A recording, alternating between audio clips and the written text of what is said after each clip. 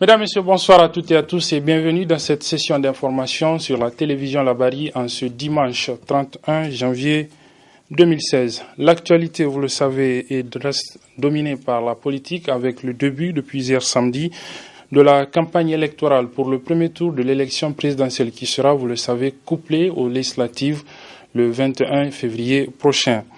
Depuis donc le lancement de cette campagne, les différents candidats, les 15 donc, ont commencé à livrer au peuple national leurs programmes et projets de société. Difficile toutefois pour l'un d'entre eux, il s'agit particulièrement du président du Modern F Allumana Africa, Hama Amadou, vous le savez, qui garde prison depuis le 14 novembre 2015 dans le cadre de l'affaire du trafic de bébés dans lequel il est présumé impliqué.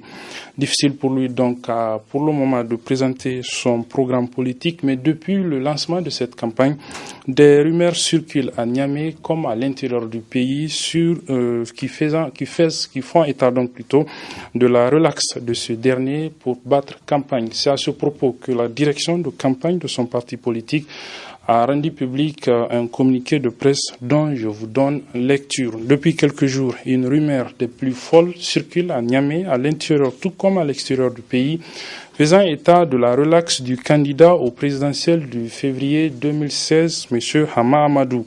La direction nationale de campagne du Modern F Allumana Africa tient à informer les opinions nationales et internationales que M. Hama Amadou continue de garder prison malgré la validation de sa candidature par la Cour constitutionnelle.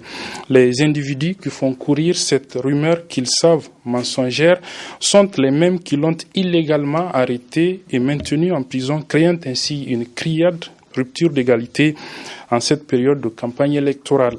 Ces rumeurs infondées, distillées en dessein, ont un objectif unique: présenter M. Hama Amadou comme un candidat bénéficiant des mêmes conditions de campagne, c'est-à-dire libre de ses mouvements pour aller à la rencontre des électeurs et jouissant des mêmes droits et traitements conférés par la loi à tous les candidats. Le communiqué de la Direction nationale de campagne du Modern F Allumana Africa poursuit donc et dit tenir informés d'une part les Nigériennes et les Nigériens et à prendre à témoin la communauté internationale de ce traitement inéquitable dont est victime le candidat Hama Amadou. Nous pouvons cautionner cette grave situation.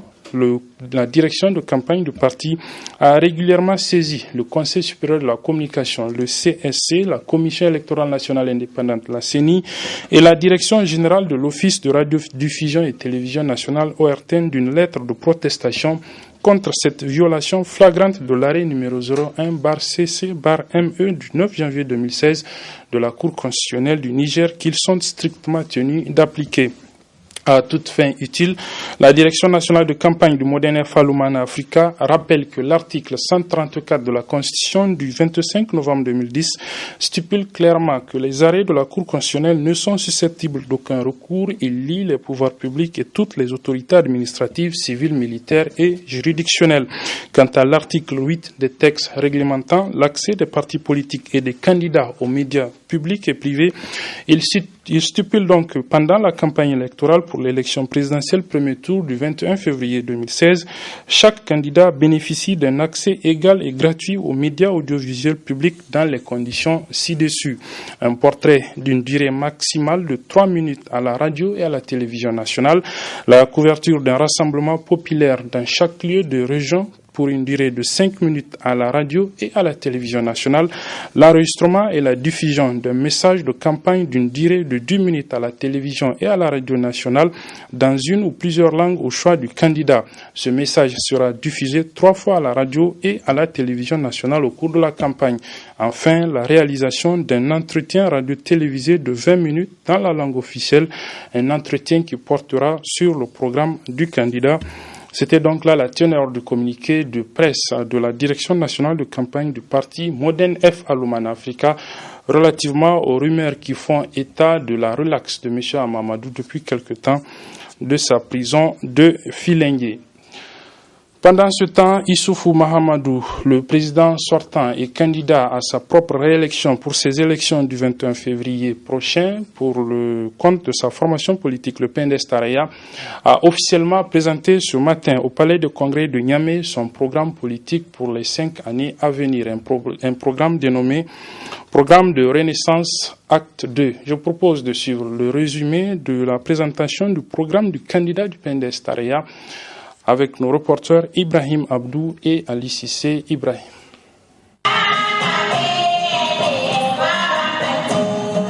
Ce matin, le président Issoufou Mahamadou, candidat à sa propre succession, a procédé à la présentation de ses ambitions rassemblées dans le programme de la Renaissance volet numéro 2, dont les principaux axes sont les suivants. La première priorité, ça sera la renaissance culturelle. La deuxième priorité, c'est toujours et encore toujours les institutions. Ensuite, la troisième priorité, c'est la sécurité. Nous allons continuer à nous préparer, à moderniser nos forces de défense et de sécurité, à mettre en place des forces spéciales, les infrastructures, nous allons poursuivre les routes, le chemin de fer, nous allons poursuivre les chantiers énergétiques, Salvadorna, barrage de Kandaji et d'autres barrages sont prévus, comme le barrage de Gambou, le barrage de la Bébou. Sur l'éducation, on va continuer. On fera au moins 15 000 classes. Ce qui fait qu'en 10 ans, on aura fait 30 000 classes. Même chose pour la santé. On a réalisé, pour citer un exemple, 100 centres de santé intégrés. Pour l'eau, l'effort sera multiplié par 2. Au lieu de 12 000 points d'eau, on fera plus de 20 000 points d'eau. C'est ça l'objectif. Et pour les emplois, ça sera 50 000 emplois par an, comme au précédent mandat. Aussi pour sa réélection, le président Issoufou Mahamadou se base sur le soutien que lui apportent 40 partis politiques qui ont décidé de s'aligner à sa cause. Je ne suis pas un candidat dans ce parti. Je suis un candidat d'une large coalition. Je représente la quarantaine de partis au nom desquels je suis candidat à cette élection présidentielle. Ça, c'est pour ma pouvoir. Se prononçant au nom des 40 partis alliés du PNDS-Taraya, le président du PNA Al-Oumma n'a pas manqué de dire les motivations qui les poussent à aider le candidat Issoufou Mahamadou. Il a la confiance des gens qui sont plus âgés que lui ici présents. Des gens qui ont le même âge que lui et des gens qui sont moins âgés que lui. Il a la confiance des docteurs, des Nigériens natifs, des doctorats, des diplômes d'agrégation, des PhD. Et ce fait, les Nigériens qui voudront découvrir et analyser les propositions de gouvernance pour les 5 prochaines années du candidat Issoufou Mahamadou pourront le faire en parcourant le livre intitulé Programme de campagne de la Renaissance numéro 2. Voilà, vous suivrez donc à la fin de cette édition l'intégralité de ce programme de la Renaissance Acte 2 présenté par le candidat du PNDS-Taraya ce matin au Palais des Congrès. À la fin de cette édition, un autre candidat à cette élection présidentielle du 21 février 2016 qui a présenté aussi son programme politique pour les 5 années à venir, c'est celui du parti MPN Kishinkasa, Ibrahim Yacouba. C'était hier après-midi au niveau de la direction de campagne du parti politique. Halidou Brema et Hassan Saleh Mustafa nous résument ce programme. Autrement, c'est l'intitulé du document programme du président du parti Mouvement patriotique nigérien MPN Kishinkasa de Ibrahim Yacouba. Un programme qui comporte 12 points essentiels pour bâtir un Niger nouveau. Premièrement, renforcer le patriotisme et l'unité nationale. Deuxièmement, garantir durablement la sécurité et promouvoir la paix. Troisièmement, défendre la démocratie et promouvoir l'état de droit. Quatrièmement, construire une économie de croissance et de redistribution. Cinquièmement, autonomiser et responsabiliser la femme et protéger l'enfance. Sixièmement, autonomiser et responsabiliser les jeunes. Septièmement, créer des emplois, un Nigérien, une formation, un emploi décent. 8. Restaurer la souveraineté sur les ressources naturelles du Niger. 9. redresser les indicateurs sociaux de base, eau et santé, éducation et santé. 10. Moderniser le secteur rural et réaliser la souveraineté alimentaire. 11. Promouvoir l'intégration régionale et réaliser l'unité africaine. 12. Réhabiliter la culture et promouvoir le sport et les arts.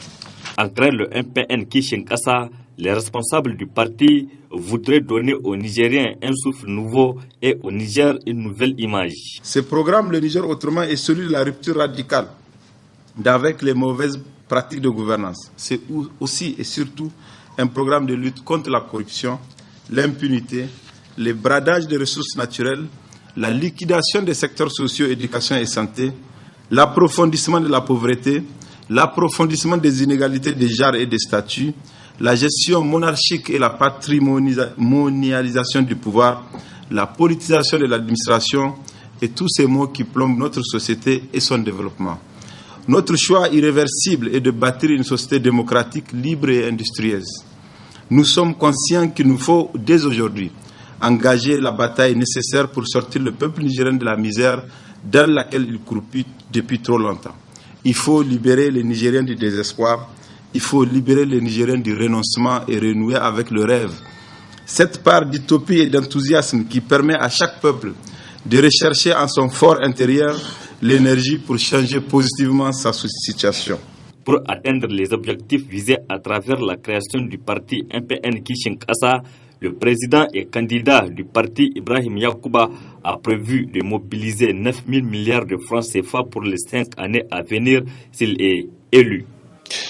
De la politique encore et toujours dans le cadre de la fièvre de cette campagne pour les élections législatives et le premier tour de la présidentielle avec la présentation cet après-midi des 2 candidats aux élections législatives pour le compte du 4e arrondissement communal de la ville de Niamey, comme nous le rapportent nos reporters Soumela Abdoulaye et Michel Deji. Ils ont été choisis par consensus au niveau communal et présentés au grand public au cours de cette manifestation. Les candidats Seydou Amadou et Hamadou Adamou Ali qui espèrent chacun remporter ces élections législatives sous la bannière de l'UDR à Tabat. Vous savez que c'est vraiment un grand meeting et vraiment j'attendais ce jour comme je l'ai dit depuis longtemps parce que les gens m'ont choisi pour les représenter. C'est quand même un jour inoubliable pour moi et je prie le bon Dieu de nous aider pour que nous puissions accéder là où nous voulons. Une mobilisation également saluée par le président national du parti et candidat au premier tour de l'élection présidentielle du 21 février prochain. Vous avez vu à quel point ils se sont venus massivement. Je pense que c'est la première manifestation à Niamey. Nous allons continuer de voir un peu tout le monde parce que nous avons choisi de voir les gens dans leurs communes respectives pour avoir un peu plus de dialogue de proximité, pour être sûr qu'ils sont aussi très bien engagés. Une manifestation également marquée par la signature d'un protocole d'accord entre le président de l'UDR Tabat et celui du Rassemblement pour un Sahel vert, qui exprime ainsi l'engagement de ce rassemblement à soutenir le projet de société de l'UDR Tabat, qui est un projet plein d'espoir dans le domaine de l'environnement, a-t-il expliqué aux militantes, militants et sympathisants du parti. Toute autre chose à présent, sur initiative de l'Agence nationale de lutte contre la traite des personnes, un atelier s'est tenu le 29 et 30 janvier dernier à Dosso. Il a regroupé les représentants des différents acteurs nigériens engagés dans la lutte contre la traite des personnes. Objectif, valider les révisions apportées à certaines dispositions de l'ordonnance portant donc sur la lutte contre la traite des personnes. Après 4 années de mise en œuvre, il est paru nécessaire de réviser cette ordonnance, et ce, à la lumière de plusieurs lacunes relevées. Les infractions portant sur la traite des personnes sont interprétées par certains magistrats comme étant des délits, tandis que d'autres magistrats comprennent que c'est des crimes qui doivent passer devant la cour d'assises. Et cette difficulté a relevé la nécessité de revoir l'ordonnance. Également, relativement à la prise en charge des personnes victimes. L'ordonnance ne prévoit pas un mécanisme de prise en charge ponctuelle des victimes de traite. Également, les attributions et les missions de la Commission nationale de coordination de lutte lutte contre la traite des personnes et l'Agence nationale de lutte contre la traite des personnes dont j'assure la direction. Les missions sont confuses, elles sont floues et les deux institutions sont beaucoup plus concurrentes que complémentaires. Donc il nous est apparu indispensable de revoir l'organigramme de ces deux institutions et de clarifier leur rôle et leur mission. Le travail de révision a été confié à 2 experts nationaux qui ont soumis les conclusions à l'appréciation de ce panel de personnes ressources impliquées dans la lutte contre la traite des personnes, des participants satisfaits des 2 jours de travaux. Il y a eu des débats très intéressants qui font qu'aujourd'hui les gens sont sortis satisfaits et que les gens sont sortis satisfaits et qu'aujourd'hui le texte qui va sortir, s'il arrive à être adapté, sera un texte vraiment adapté à nos réalités et qui sera un texte à même de permettre de bien gérer la lutte contre la traite des personnes et le trafic illicite des migrants. Nous sommes très satisfaits du travail, de la pertinence de cette révision-là, parce que c'est une pléthore d'expertises qui se sont retrouvées ici, des praticiens, la société civile, tous les acteurs impliqués dans ce combat contre la traite des personnes. Sous réserve de vos observations et amendements pertinents, je reste convaincu que l'État du Niger est en train de se doter d'un texte juridique efficace et consensuel au vu de la diversité de profils des participants et de l'expertise dans le domaine de la lutte contre la traite des personnes. Il ne reste plus donc qu'à intégrer les amendements et observations au texte final pour qu'il soit approuvé par le gouvernement, adopté ensuite par l'Assemblée nationale pour mieux lutter contre la traite des personnes. Dans le cadre de ces activités, l'association alternative Espace Citoyen a organisé hier après-midi à son siège une conférence publique sur le thème « Améliorer la transparence budgétaire et fiscale au Niger ». Elle a été animée par un des responsables de cette association, M. Abba Hassan, que je propose de suivre. Cette conférence a 2 composantes. La première composante concerne les résultats d'une enquête qui s'appelle Open Budget Index. C'est une enquête qui a sa 5e édition. En fait, cette enquête elle classe les pays en plus transparents et en moins transparents en matière de gestion des finances publiques. Le Niger n'a pas la bonne position. Le Niger est 89e sur 101 pays classés. Ça montre quelque part que nous avons des efforts à faire en matière de transparence dans la gestion des finances publiques. Cette enquête montre aussi qu'il y a très peu de participation citoyenne dans les processus budgétaires. Nous sommes donc dans ce qu'on appelle le processus budgétaire plutôt fermé, qui ne donne pas aux citoyens des opportunités pour influencer les décisions de l'exécutif dans le processus budgétaire. Cette enquête montre aussi que dans la plupart des pays d'Afrique, cette fois-ci, que les institutions comme l'Assemblée nationale, qui ont un rôle majeur à jouer dans les processus budgétaires, ont aussi des insuffisances dans ce travail de contrôle et la mise en œuvre du budget. Alors la deuxième dimension de notre conférence de cet après-midi concerne les directives de l'UEMOA. Comme vous le savez, l'UEMOA a dicté des directives, il y en a au moins 6 qui concernent la gestion des finances publiques. L'UEMOA a donné un délai jusqu'à 2017 à tous les pays membres pour que non seulement ces directives-là se retrouvent dans l'ordonnancement juridique des différents pays, mais aussi qu'ils soient mises en œuvre au plus tard en 2017. Alors 2017, c'est déjà arrivé, puisque nous sommes en 2016. Donc tous les pays qui n'ont pas pu encore mettre en œuvre ces directives-là doivent se préparer à les mettre. Ces directives, à notre sens, apportent des changements importants en matière de transparence. C'est le cas par exemple de ce qu'on appelle le débat d'orientation budgétaire, qui n'existe pas encore dans notre processus budgétaire, mais qui sera fait, puisque c'est une composante des directives de l'UEMOA. On va de plus en plus vers une gestion axée sur les résultats en matière de finances publiques, puisque comme vous le savez aujourd'hui, le bilan de la gestion des finances publiques se résume parfois, on a collecté telle ressource, on a dépensé telle autre. Mais puisqu'on dépense l'argent pour atteindre un objectif, cet objectif est rarement questionné.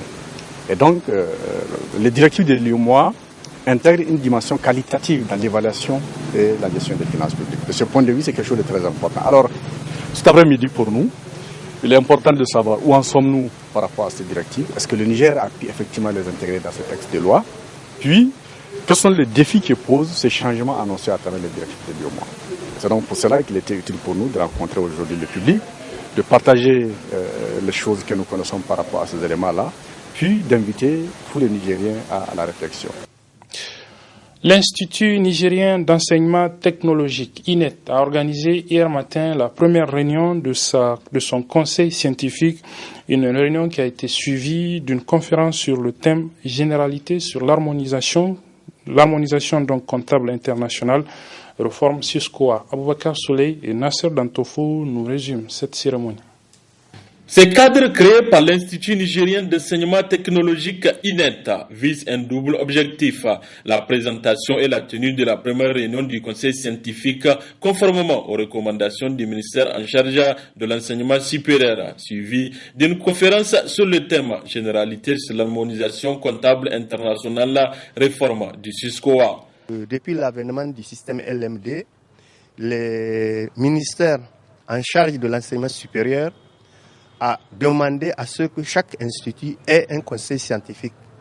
C'est pour répondre à cette exigence que l'INET a mis en place son conseil scientifique et c'est aujourd'hui la première réunion, la réunion de présentation du conseil à l'ensemble des élèves et étudiants et à l'ensemble du corps professoral.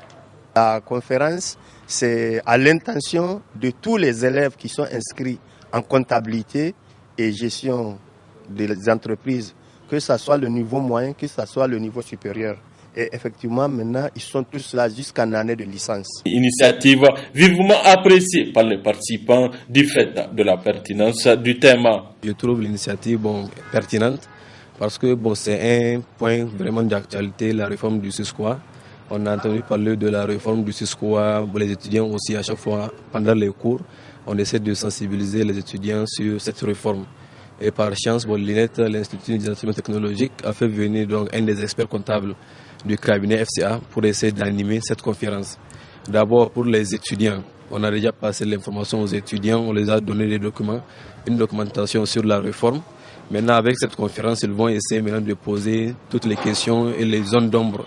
Et quant à nous, professeurs aussi, on va essayer maintenant avec cette conférence et nous, avec cette conférence, poser nos différentes questions et essayer d'actualiser aussi nos différents cours qu'on dispense aux étudiants. Ça nous a permis plutôt de dégager les zones d'ombre sur sur le SYSCOA. Parce qu'il y a eu des réformes, donc c'est concernant ces réformes que l'établissement a eu l'idée de nous faire cette conférence. C'est un thème pertinent. Ça nous a permis vraiment, comme je l'ai dit tout à l'heure, de dégager les zones d'ombre. Parce qu'avec les réformes, et maintenant, on est à peu près à jour, si on peut dire.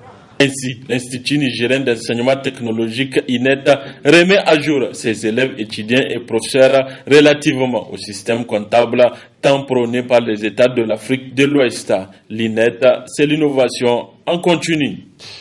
C'est la fin de cette édition. Très bonne réception et bon début de semaine à toutes et à tous. Au revoir.